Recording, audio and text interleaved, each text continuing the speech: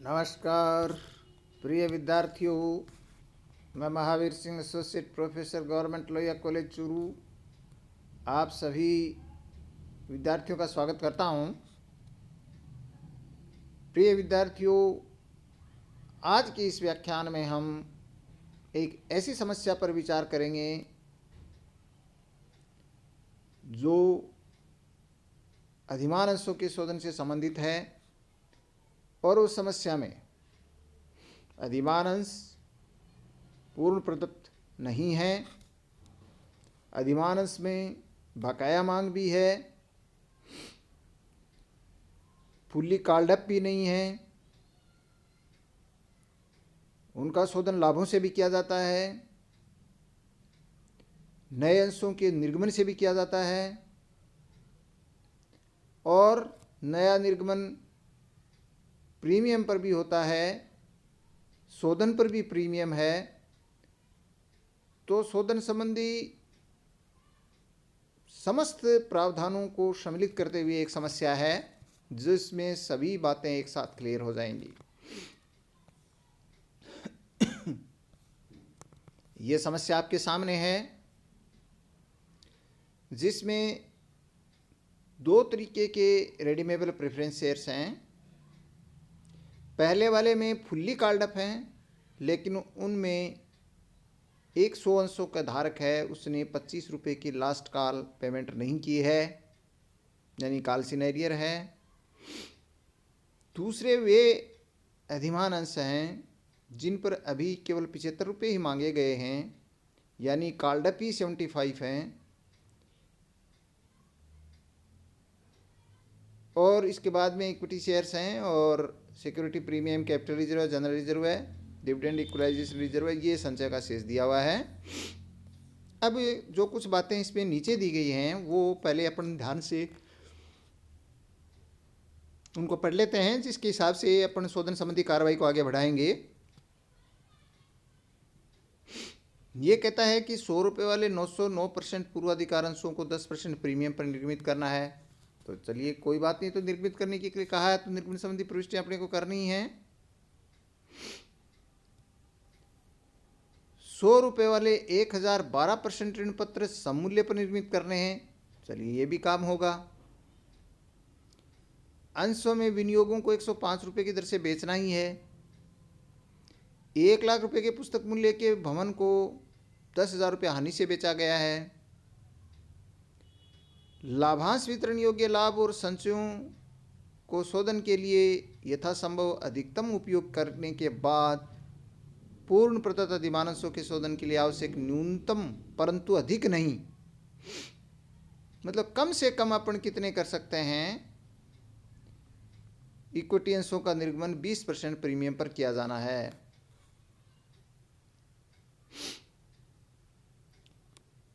पिछहत्तर जो याचित पूर्व अधिकार अंशधारी हैं उनमें से 75 रुपये याचित, यानी जिन पर कॉल्ड अप 75 है, उनमें से एक अंशधारी 200 अंशों का धारक था, उसने अपनी 25 रुपये की लास्ट पेमेंट नहीं की, इसलिए उसके शोधन राशि का भुगतान भी नहीं किया गया। तो ये तो होना ही नहीं है उसका भुगतान। और 100 रुपये वाले याचित जो हैं जिन पर 100 जो पूर्व अधिकार अंश है जो फुल्ली कॉल्ड अप थे, लेकिन उन पर भी एक दिन लास्ट जो शोधन पेमेंट नहीं करने के कारण से उसका कॉल सिनेरियर रहा था, तो उसके भी जो शोधन अधिमान अंश है उनका भी शोधन नहीं किया गया और शेष सभी का शोधन कर दिया गया। तो जब इस तरीके की शोधन संबंधी क्वेश्चन होता है तो अपने को सबसे पहली बात, जैसे मैंने आपको बताई थी, कि हमें ये देखना है कि वो अंश पूर्णतः अभिदत्त होने चाहिए। तो यहाँ पर जो रेडीमेबल प्रेफरेंस शेयर्स हैं वो पहले वाले तो फुल्ली कॉल्ड अप हैं लेकिन कॉल सिनेरियर है, और दूसरे जो हैं उनके ऊपर 75 रुपये मांगे गए थे तो वो अब मांगे जाएंगे। तो सबसे पहली जो प्रविष्टि की जाएगी वो रेडीमेबल प्रेफरेंस शेयर कैपिटल के लिए तो है वो final call account DR2 redeemable preference share capital account करेंगे 25 रुपये के हिसाब से 2500 शेयर के ऊपर 62,500 रुपये से। तो सबसे पहली प्रविष्टि तो ये हुई फाइनल कॉल मांगने की, ठीक है। उसके बाद में फाइनल कॉल प्राप्त होने की प्रविष्टि करेंगे तो bank account DR2 redeemable preference share final call account, लेकिन वो पूरे 62,500 प्राप्त नहीं हुए दो स्वंशों का एक धारक, उसने ये पेमेंट नहीं किया 25 रुपये वाला, तो 57,500 रुपये ही प्राप्त हुए। तो बैंक अकाउंट डी आर केवल 57,500 रुपये ही किए जाएंगे। तो दूसरी प्रविष्टि ये होगी। इसके बाद में देखिए फिर क्या होता है। फिर जो है वो ये इसको फुली पेडअप बनाने की कार्रवाई तो अपन ने कर दी यहाँ पर। इसके बाद में ये कहता है कि कुछ अंश निर्गमित किए जा रहे हैं और डिवेंचर्स भी इशू किए जा रहे हैं।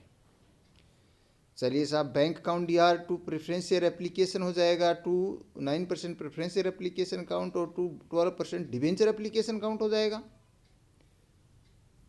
तो कितने कितने हो जाएंगे? To 9% preference share application account तो करेंगे वो तो अपन 90,000 रुपये से, और उसके ऊपर 10% प्रीमियम यानी 99,000 रुपये से करेंगे। और डिवेंचर एप्लीकेशन अकाउंट करेंगे वो कितने से करेंगे? 1,00,000 रुपये से करेंगे। तो 1,99,000 रुपये को bank account D R, to preference share application, to debenture application. इसके बाद नेक्स्ट एंट्री अपने को क्या करनी है? 9% preference share application account D R to preference share capital 90,000 to security premium 9,000। तो एप्लीकेशन अकाउंट बंद हो गया। इसके बाद में debenture application account D R to 12% debentures account 1,00,000 रुपये। तो डिवेंचर एप्लीकेशन अकाउंट भी बंद हो जाएगा इस एंट्री के साथ। इसके बाद में नेक्स्ट एंट्री कहता है investment in shares were sold 105 रुपये के हिसाब से। तो bank account D R to investment account to profit and loss account. Investments जो थे वो हमारे सामने हैं। Non current investments in shares ₹100 1,00,000 के थे। 1,05,000 में इनको बेच दिया गया है। तो 5,000 रुपये का प्रॉफिट एंड लॉस अकाउंट में चले जाएंगे। फिर बिल्डिंग है, उसकी बुक वैल्यू 1,00,000 थी, उसको 10,000 हानि से बेचा गया है। तो bank account D R 90,000, profit and loss account D R 10,000 to building account 1,00,000, sorry यानी bank account D R 90,000, profit and loss account 10,000 to building account 1,00,000। और इस तरीके से 10,000 रुपये प्रॉफिट एंड लॉस अकाउंट के डेबिट में हो जाएंगे। अब प्रॉफिट एंड लॉस अकाउंट का शेष कितना हो जाएगा, जो कि आपकी बैलेंस शीट में दिया हुआ है। प्रॉफिट एंड लॉस अकाउंट का balance, profit and loss account का बैलेंस 50,000 रुपये दिया हुआ है। तो 5,000 रुपये तो प्रॉफिट हुआ, 10,000 लॉस हुआ, तो 45,000 रुपये का अभी प्रॉफिट एंड लॉस अकाउंट का बैलेंस बचा हुआ है। ये अपने को ध्यान रखना है क्योंकि ये हमारे आगे काम आएगा। तो ये कार्रवाई अपने यहाँ तक देखिए पॉइंट वाइज अपन करते जाएंगे, कहीं भी दिक्कत वाली बात नहीं होगी। अब ये आपको यहाँ पर जाकर के जो है वो आपको एक समस्या आपके सामने डालता है, और वो कहता है कि after using to the maximum extent of, यानी हिंदी में पढ़ देता हूँ चलो मैं, लाभांश वितरण योग्य लाभों और संचयों का शोधन करने के लिए यथासंभव अधिकतम उपयोग। चलिए साहब, हम यथासंभव अधिकतम उपयोग करते हैं पहले क्योंकि इसके अंदर अपने को केवल नॉन करेंट जो है वो डिविजिबल जो प्रॉफिट्स हैं उनको ही अपन यूज़ कर सकते हैं। तो यहाँ पर देखिए जो जनरल रिजर्व है डी आर कर देंगे अपन 1,35,000 रुपये से। Profit and loss account D are कर देंगे 45,000 रुपये से, जैसे मैंने अभी आपको बताया था 45,000 था अभी शेष उसके पास। और डिविडेंड इक्वलाइजेशन रिजर्व कर देंगे 1,25,000 रुपये से। तो 1,35 और 1,25 होते हैं 2,60,000 रुपये, और 2,60,000 और 45,000 हो जाते हैं 3,05,000 रुपये।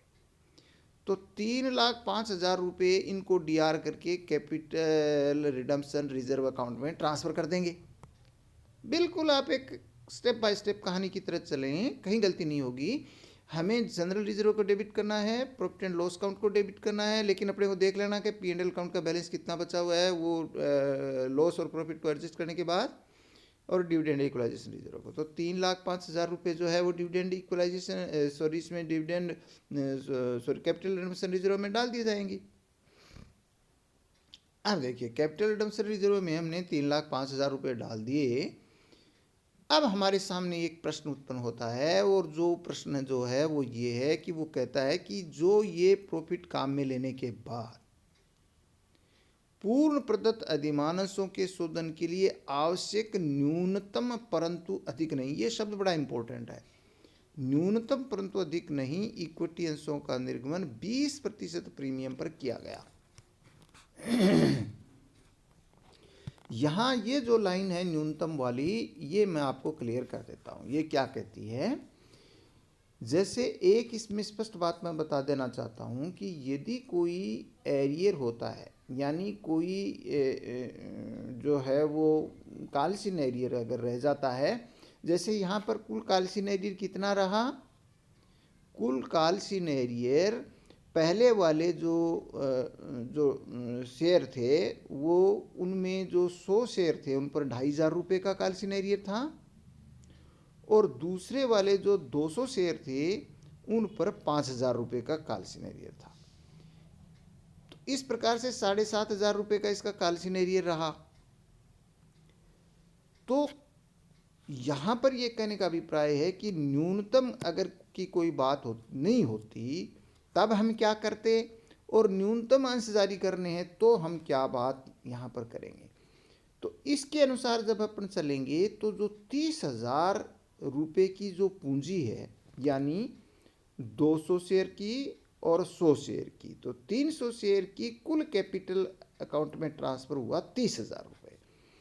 इस 30,000 रुपये का शोधन हम तब तक नहीं करेंगे जब तक कि इन शेयर्स की जो राशि है बकाया मांग वो प्राप्त नहीं हो जाती, तब तक इनका शोधन नहीं करेंगे।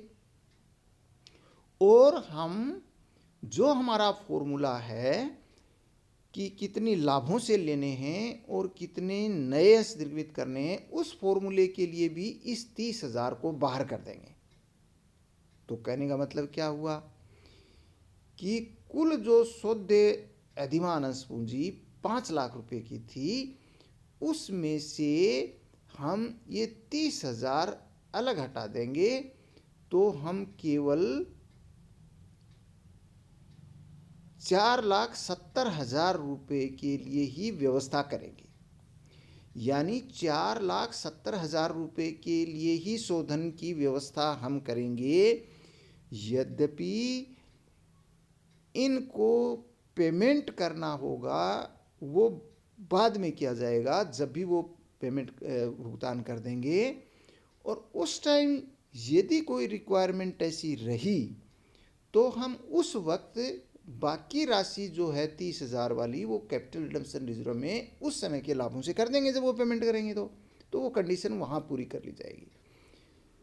लेकिन अभी अपने को क्या करना है ये समझने की बात है। तो हम पहले तो ये देख लेते हैं कि हमने लाभों से लिए 3,05,000 रुपये, कुल व्यवस्था अपने को करनी है 4,70,000 रुपये की, क्योंकि 5 लाख में से 30,000 की तो व्यवस्था करनी ही नहीं है, 30,000 का शोधन तो अभी करना ही नहीं है। तो 4,70,000 रुपये में से 3,05,000 रुपये की तो व्यवस्था हो गई। तो 470 में से 3 गए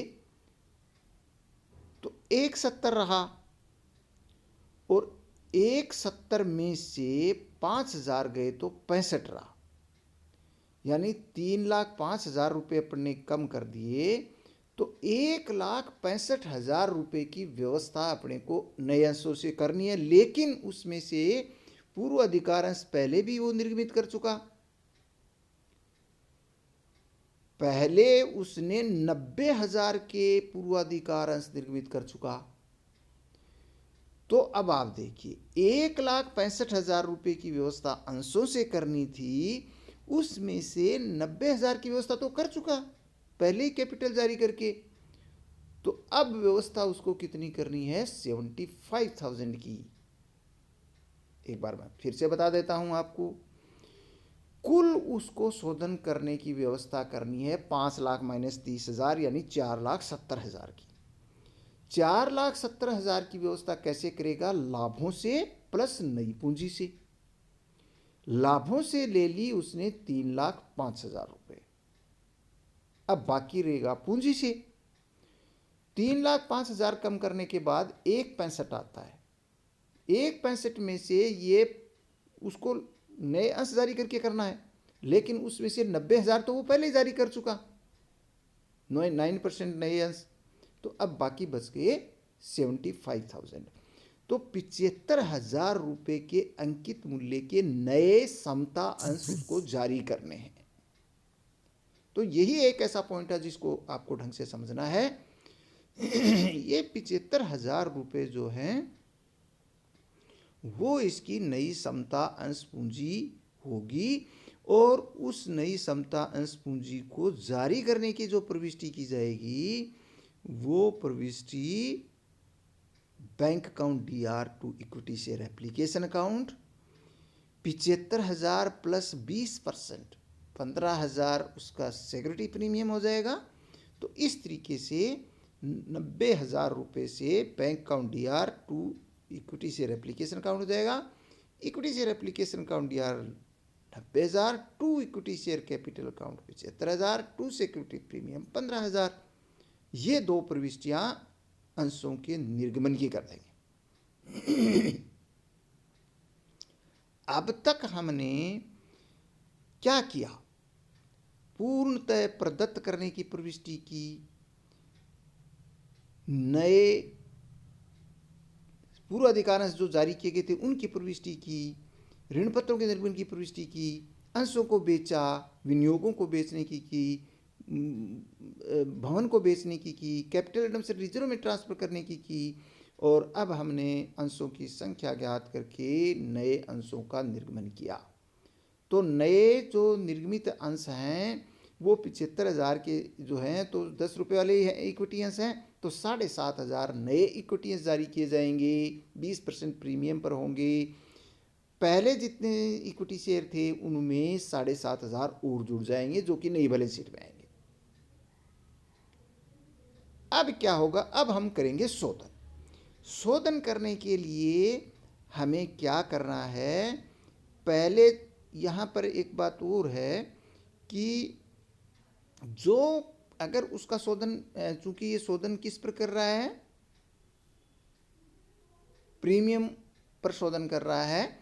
तो प्रीमियम पर शोधन कर रहा है तो प्रीमियम पर शोधन जो होगा वो हो जाएगा, लेकिन जितनी राशि उसको शोधन करनी है वो पूरी की पूरी राशि शेयर होल्डर अकाउंट में ट्रांसफ़र कर दी जाएगी। अब देखिए यहाँ पर एक बहुत इम्पोर्टेंट बात है, वो ये है कि जैसे मैंने अभी बताया आपको कि आपने केवल व्यवस्था 4,70,000 की है, 4,65,000 के लिए 70,000 रुपये की व्यवस्था की है, 5 लाख की पूरी व्यवस्था नहीं की है, ठीक है। लेकिन जो शेयर होल्डर अकाउंट में ट्रांसफ़र करके इसके अंदर एंट्री करेंगे तो पूरी की पूरी 5 लाख रुपये उसके अंदर ट्रांसफ़र कर देंगे, पूरे 5 लाख रुपये उसके अंदर ट्रांसफ़र कर देंगे। और उसके बाद में पेमेंट केवल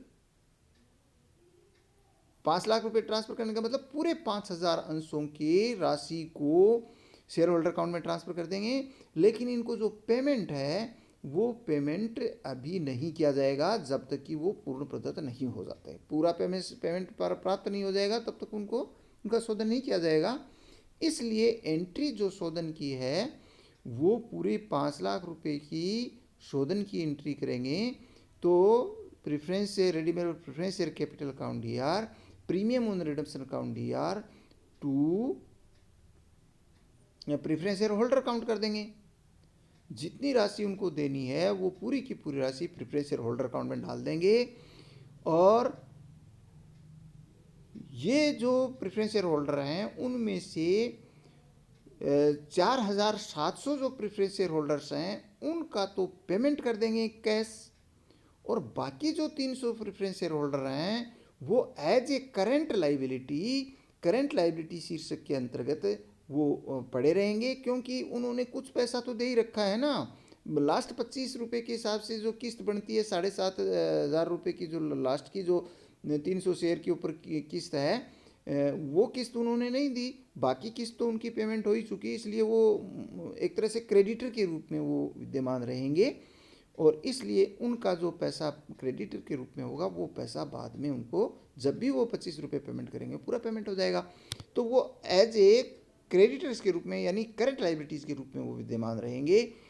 तो हमारी नेक्स्ट एंट्री क्या हुई, पूरे 5,000 अंशों को दे राशि से हम ये प्रविष्टि करेंगे, और वो होगी redeemable preference share capital account DR 5 lakh, premium on redemption account DR 25,000, या कितने रुपए से उनको शोधन करना है, वो अपने को 85% प्रीमियम पर शोधन करना है, तो 25,000 रुपये हो जाएगा। तो 5,25,000 रुपये प्रेफरेंस शेयर होल्डर अकाउंट में डाल दिए जाएंगे। तो लास्ट एंट्री इसके अंतर्गत जो है, लास्ट से पहले की जो एंट्री है प्रेफरेंस शेयर होल्डर अकाउंट में डालने की हुई, और फिर preference shareholder account DR 2 जो बैंक अकाउंट जो प्रविष्टि की जाएगी, यानी जो पेमेंट की प्रविष्टि होगी, वो केवल और केवल 4,700 अंशों की होगी, और 4,700 अंशों की जो कैपिटल बनेगी वो तो उनको जो मूल कैपिटल है वो तो 4,700 की कितनी बनी, 4,70,000 रुपये, और उस 4,70,000 रुपये के ऊपर 5% के हिसाब से 23,500, ठीक है, 23,500 रुपये की उनकी बना प्रीमियम ऑन रिडम्पशन। तो इस तरीके से 4,93,500 रुपये उनको पेमेंट कर दिया जाएगा। 4,93,500 रुपये उनको पेमेंट कर दिया जाएगा नकद रूप से, जबकि 5,25,000 रुपये था उनका मांग, 5,25,000 रुपये उनको होल्डर अकाउंट में डाला, लेकिन उसमें से 4,93,500 रुपये ही उनको नकदी पेमेंट किए जाएंगे, और बाकी जो डिफरेंस अमाउंट है वो उनके प्रेफरेंस शेयर होल्डर अकाउंट में पड़ी रहेगी, और उसे करंट लाइबिलिटी शीर्षक में दिखाई दिया जाएगा। अब देखिए, प्रीमियम ऑन रिडम्पशन के 50,000 रुपये जो हैं वो सिक्योरिटी प्रीमियम से हम राइट ऑफ कर देंगे। अब सिक्योरिटी प्रीमियम का जो बैलेंस है वो आप देखिए कितना पड़ा है। ये पर्याप्त रूप से सिक्योरिटी प्रीमियम का बैलेंस हमारे खाते में इसमें होना चाहिए। तो यहाँ पर देखिए सिक्योरिटी प्रीमियम का बैलेंस 15,000 रुपये की था। 15,000 रुपये का सिक्योरिटी प्रीमियम का बैलेंस तो ये था। इसके बाद में आप ध्यान दीजिए 10% के हिसाब से 9,000 रुपये का ये हुआ, 19,000 रुपये का सिक्योरिटी प्रीमियम का बैलेंस हुआ। उसके बाद में देखिए ये जो नए अंश निर्गमित किए गए थे तो 15,000 रुपये का प्रीमियम उनके ऊपर था। 90,000 अपन ने टोटल एप्लीकेशन आमंत्रित की थी ना, इक्विटी शेयर एप्लीकेशन। तो कुल मिलाकर के 15 और 15 30 और 39,000 रुपये का सिक्योरिटी प्रीमियम, 15,000 रुपये का तो पहले है, 15,000 रुपये की इक्विटी अंश पर आया, 15 और 15 30, और 9,000 रुपये प्रेफरेंस शेयर कैपिटल जारी की उस पर आ गया। तो 39,000 का हुआ। उसमें से 25,000 रुपये जब राइट ऑफ कर देंगे तो 14,000 रुपये का सिक्योरिटी प्रीमियम का बैलेंस फिर भी रह जाएगा, जो कि बैलेंस शीट में दिखाया जाएगा। तो सिक्योरिटी प्रीमियम अकाउंट DR 25,000 रुपये टू प्रीमियम ऑन रिडम्पशन 25,000 रुपये करके उसको राइट ऑफ कर दिया जाएगा। ये कुल मिलाकर के जो प्रविष्टियां हैं वो ये होती हैं। अब अपने एक एक एंट्री को यहाँ पर मिला लेते हैं। तो देखिए ये सारी 62,500, फिर 57,500, 1,99,000, 99,000 और 1,00,000 हुआ। फिर 99,000 में 90 ये ट्रांसफ़र की एंट्री भी, ये ट्रांसफ़र की एंट्री भी।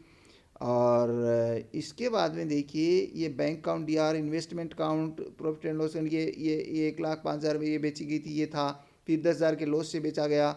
इसके बाद में देखिए ये वाली एंट्री, ये हाँ ये 3,05,000 रुपये का ये जो है वो कैपिटल रिडम्पशन रिजर्व में जाएगा। इसके बाद में देखिए ये 90,000 के शेयर जारी किए, देखो ये एप्लीकेशन अकाउंट 75 और 15 ये हो गया। इसके बाद में सिक्योरिटी प्रीमियम 25 प्रीमियम रिडम्पशन को राइट ऑफ कर दिया। पूरे 5,25 हैं वो capital redemption share holder account में ट्रांसफ़र किए गए, और उसमें से कैश पेमेंट 4,93,500 का होगा, और जो डिफरेंस है वो बाकी प्रेफरेंस शेयर होल्डर अकाउंट में होगा। जैसे देखिए आपकी करंट लाइबिलिटीज़ दी हुई हैं, उसमें 31,500 रुपये बाकी बच गए।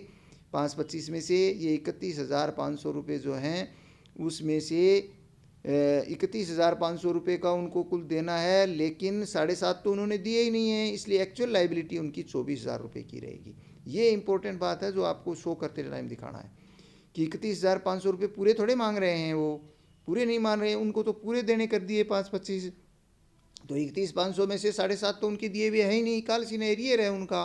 तो ऐसी स्थिति में 24,000 रुपये एक्चुअल में लाइबिलिटी उनकी 24,000 रुपये है, लाइबिलिटी है ये 24,000 रुपये। इसका मतलब ये नहीं है कि वो कहेंगे कि लाओ हमारे 24,000 रुपये उनको अपन दे दें, ऐसा नहीं है कि वो 24,000 रुपये मांगने आए हैं वो और वो कहते हैं कि आप दे दो हमारे 24,000 रुपये हम मांगते हैं, ऐसा नहीं होता है। इस स्थिति में क्या होगा कि वो उनसे ये कहा जाएगा कि पहले आप 7,500 रुपये लाइए और उसके बाद में आपको जो है पूरे 31,500 दिए जाएंगे। ये यहाँ पर बात इम्पोर्टेंट है।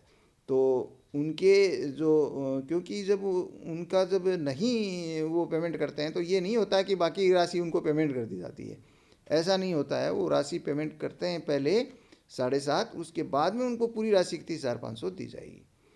तो ये जो है वो इसमें इम्पोर्टेंट बात थी। और जैसे मैंने आपको बताया था कि शेयर अब इक्विटी शेयर हैं वो 57,500 बन जाएंगे, क्योंकि 7.5 नए इश्यू किए गए, 50,000 पहले वाले थे।